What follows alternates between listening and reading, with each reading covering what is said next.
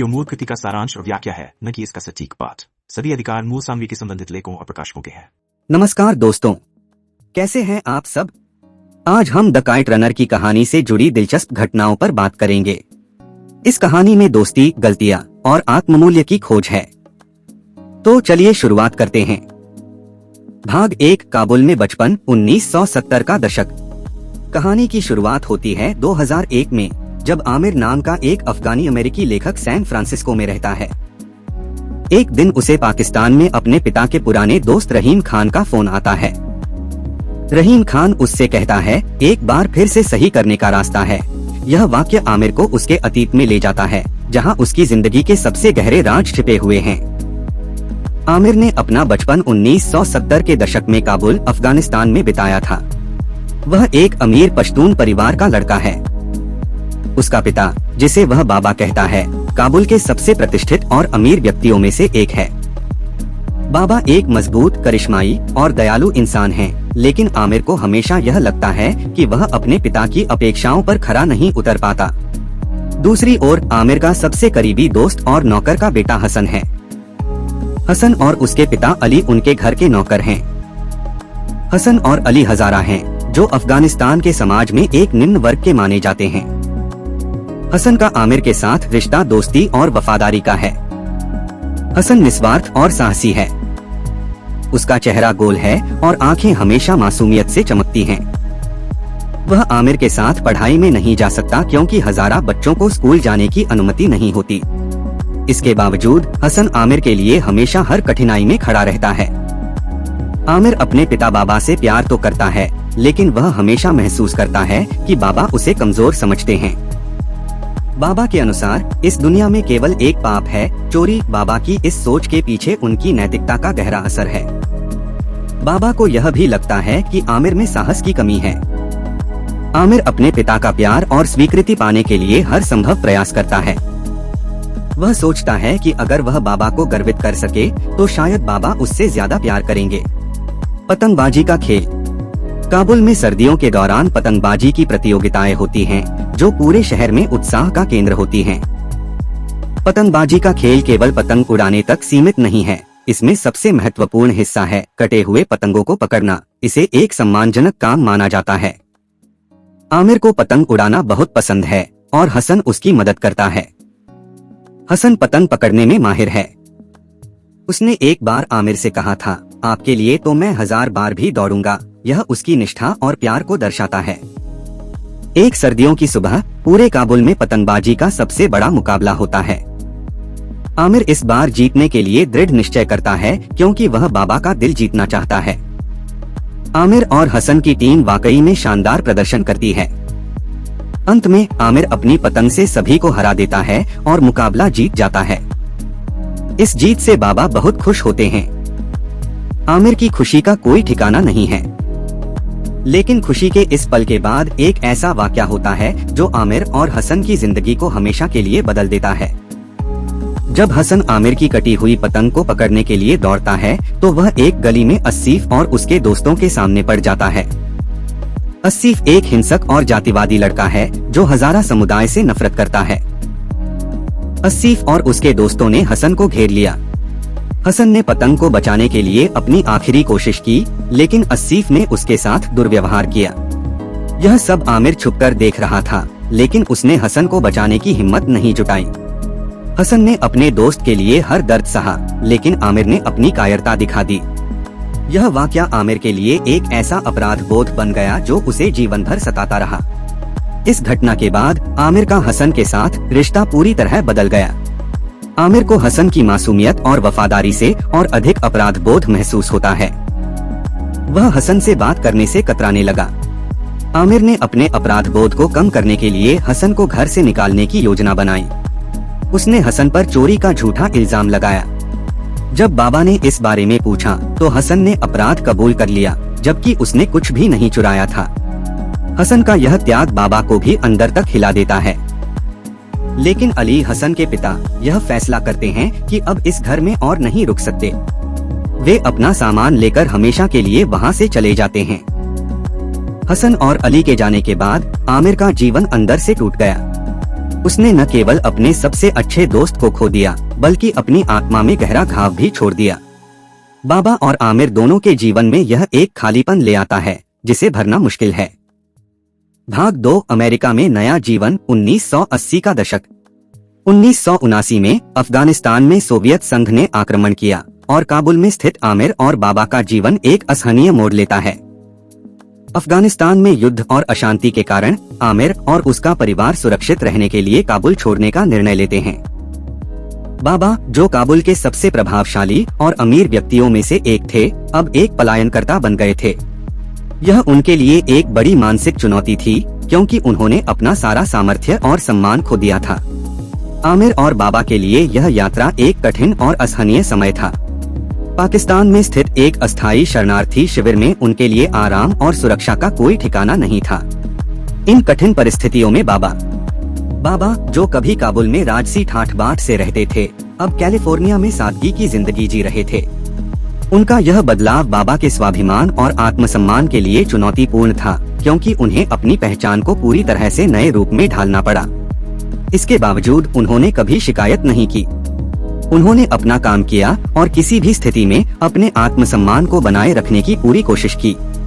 यही कारण था कि उनका जीवन हमेशा सम्मानजनक और सच्चा था। आमिर के लिए अमेरिका एक नया संसार था। वहाँ की जीवन शैली, संस्कृतियाँ और समाज की स्थिति ने उसे बहुत हद तक प्रभावित किया। आमिर का यह जीवन पहले जैसा नहीं था।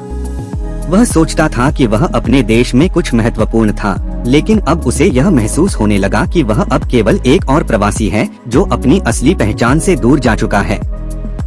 बाबा और आमिर के बीच का रिश्ता धीरे धीरे बदलने लगता है। काबुल में आमिर अपने पिता के मुकाबले हमेशा छोटा और कमजोर महसूस करता था, लेकिन अमेरिका में आमिर को महसूस हुआ कि उसे अपनी पहचान और काबिलियत साबित करने का मौका मिल रहा था। आमिर ने अमेरिका में अपनी पढ़ाई जारी रखी और यह तय किया कि वह लेखक बनेगा, जैसा उसने हमेशा सपना देखा था।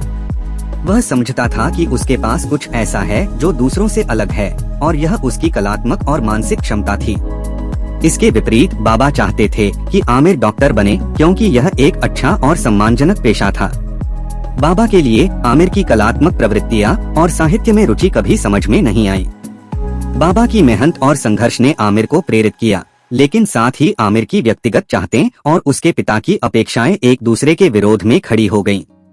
आमिर ने अपने सपने का पीछा करने के लिए अपने पिता की इच्छाओं को नजरअंदाज किया। यह स्थिति दोनों के बीच तनाव का कारण बन गई।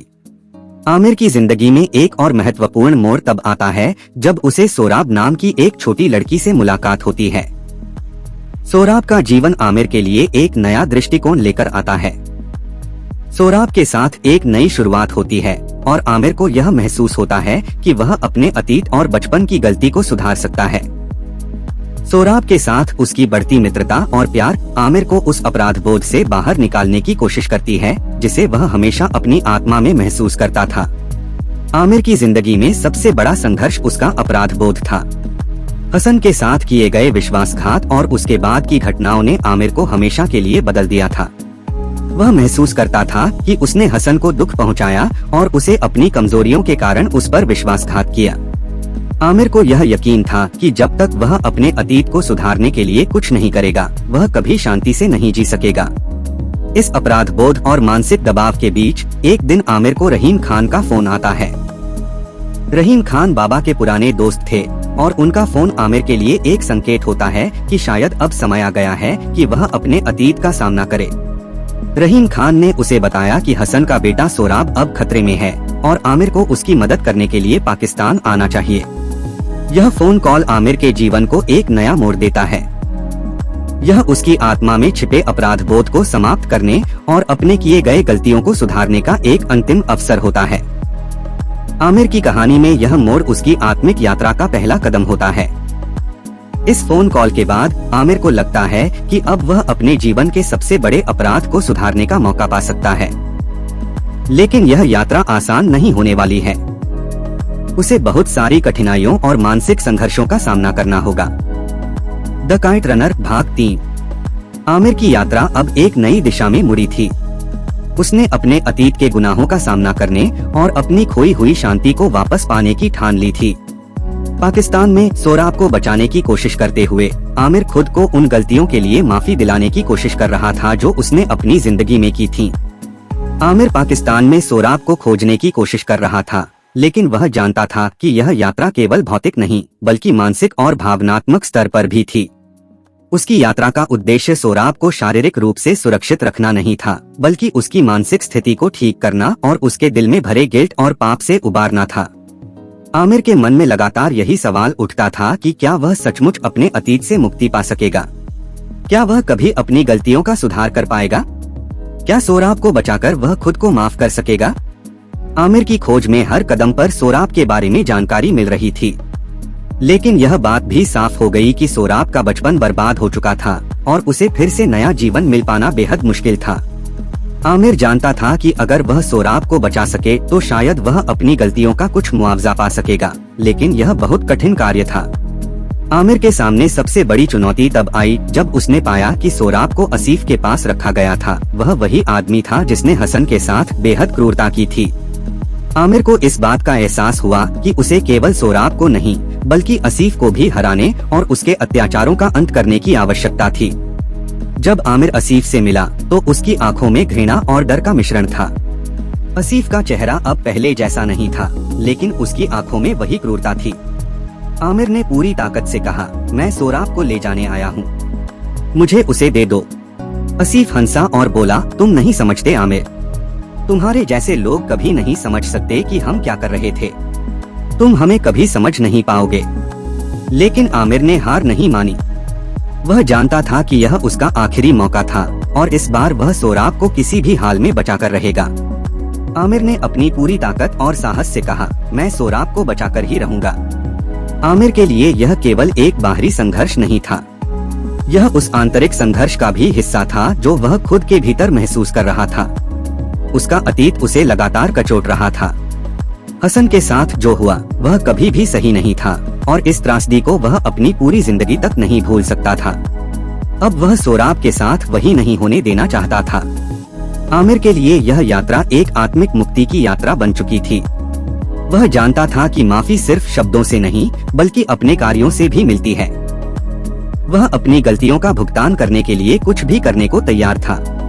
जब आमिर सोराब को लेकर अमेरिका वापस लौटा तो वह जानता था कि सोराब की मानसिक स्थिति ठीक करना आसान नहीं होगा, लेकिन उसकी उम्मीद यह थी कि अगर वह सोराब को अपना प्यार और सुरक्षा दे सके तो शायद वह अपने अतीत को कुछ हद तक भूल सकेगा।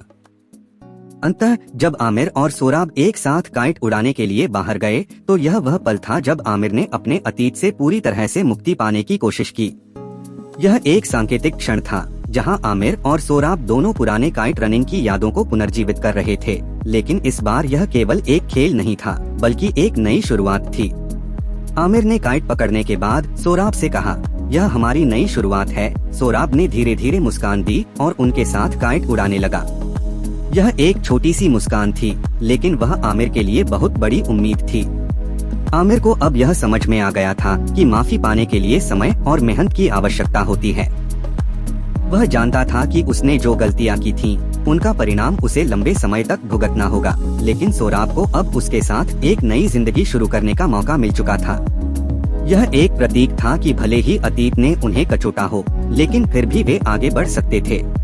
अंततः यह कहानी आमिर और सोराब की यात्रा थी, आत्मिक शांति की ओर बढ़ने की यात्रा, एक दूसरे को बचाने और एक दूसरे के साथ नई शुरुआत करने की यात्रा। मोरल ऑफ द स्टोरी, कहानी हमें यह सिखाती है कि अपने अतीत से भागना या उसे नजरअंदाज करना हमें कभी शांति नहीं दे सकता। सच्ची मुक्ति तब मिलती है जब हम अपनी गलतियों को स्वीकार कर उन्हें सुधारने की कोशिश करते हैं। दोस्ती, माफी और प्यार सबसे ताकतवर हैं और हमें अपनी पहचान और आत्ममूल्य की तलाश करनी चाहिए ताकि हम अपने जीवन को सही दिशा में ले जा सकें। वीडियो देखने के लिए धन्यवाद। अगर आपको यह कहानी पसंद आई हो तो लाइक, शेयर और सब्सक्राइब करना न भूलें। अगली वीडियो में हम और भी नई कहानियाँ लेकर आएंगे। तब तक के लिए खुश रहें और सीखते रहें।